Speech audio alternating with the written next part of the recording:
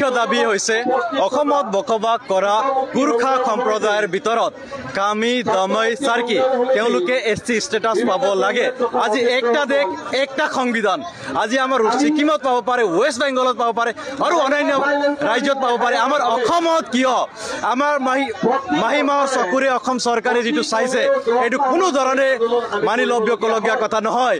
আজি চাওক কামি দমৈ চাৰ্কিক এছটি নিদিয়া মানে অসমত বসবাস কৰা 25 লাখ মানুহৰ আৱাজক দমন কৰা হয়, তেওঁলোকৰ প্ৰাপ্য সন্মান নিদিয়া হয়। আজি চাওক যদি গুৰ্খা সম্প্ৰদায়ৰ ভিতৰত আপোনালোকে চাই কামি দমৈ চাৰ্কি তেওঁলোক শৈক্ষিকভাৱে সামাজিকভাৱে আৰু ফাইনেন্সিয়েলি একেবাৰে পিছপৰা জাতিৰ ভিতৰত এটা জাতি।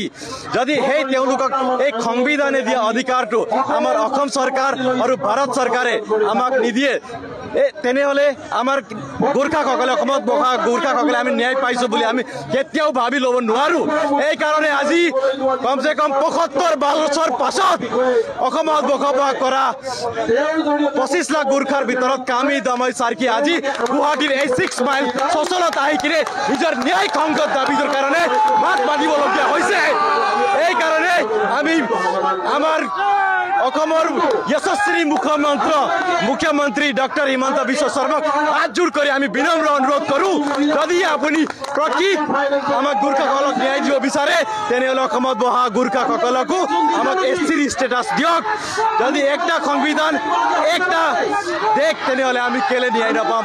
এইকাৰণে আপোনালোকৰ মিডিয়া হাউচকো আমি ধন্যবাদ জনাইছোঁ। আপোনালোক আহি কিনে চাওক আজি দেশৰ চতুৰ্থ স্তম্ভ মিডিয়া বুলি আমি জানো।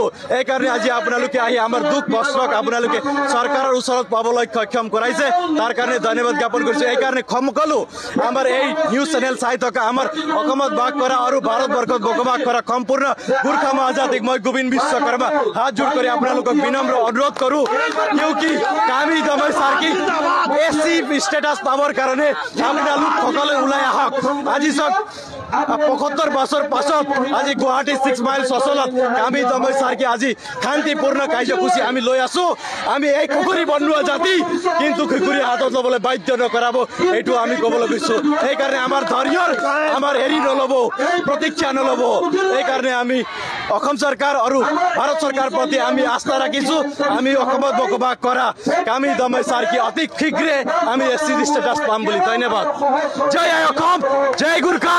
We want SC, no ST, no rest.